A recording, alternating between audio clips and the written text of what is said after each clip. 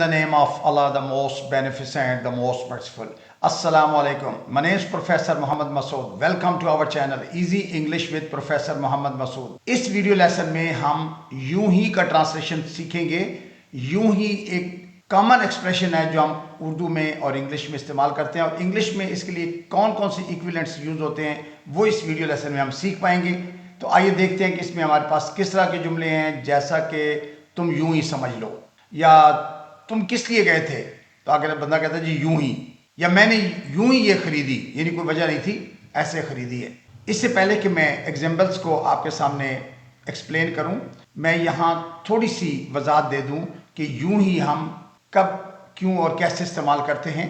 अगरचे यूं ही का इंग्लिश में सबसे आम और ताकतवर जो मुतबादिल लफ्ज़ इस्तेमाल होता है वो है जस्ट। लेकिन ज़रूरी नहीं है कि हम हर सेंटेंस के अंदर जस्ट का इस्तेमाल करें, बल्कि कॉन्टेक्स्ट के मुताबिक हम कुछ और एक्सप्रेशन भी यूज़ करते हैं, जैसा कि just like that. Just like that यूं ही के माने में यूज़ होता है, या जस्ट बिकॉज समटाइम्स ये भी यूज़ करते हैं। फॉर नो पर्टिकुलर रीज़न, इसको भी हम यूं ही के सेंस में यूज़ करते हैं। या समटाइम्स कैजुअली, जैसा कि हम यूं ही बातें कर रहे थे, we were just talking casually, या we were just chatting casually. या समटाइम्स हम एज इट इज का भी इस्तेमाल करते हैं, जैसा कि इसे यूं ही रहने दो, leave it as it is. Leave it as it is, as it is का मतलब है यूं ही, जैसा कि ऐसे वैसे ही रहने दो। लेकिन जैसा कि मैंने शुरू में कहा था कि ज्यादा इस्तेमाल जस्ट का इस्तेमाल होता है। फॉर एग्जाम्पल, मैं यूं ही पूछ रहा हूं, आई एम जस्ट आस्किंग, या मैं यूं ही कह रहा हूं, आई एम जस्ट सेइंग, या मैं यूं ही देख रहा हूं, आई एम जस्ट लुकिंग, या मैं यूं ही सोच रहा था, आई वॉज जस्ट वंडरिंग, या मैं यूं ही वक्त गुजारा था, I was just passing the time. तो इस तरह से आइए अब देखते हैं कि इस वीडियो लेसन में हमारे पास किस तरह के एग्जाम्पल हैं। जैसा कि तुम यहाँ किस लिए आए हो, तो आगे आदमी कहता है जी यूं ही। Why did you come here, just because.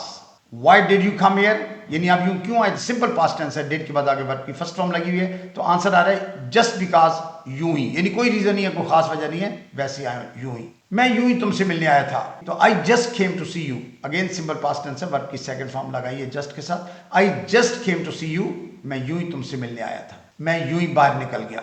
I went out for no particular reason, अब यहां पर नो पर्टिकुलर रीजन है, यूं ही, यानी बगैर कोई खास वजह नहीं थी, यूं ही मैं बाहर निकल गया था।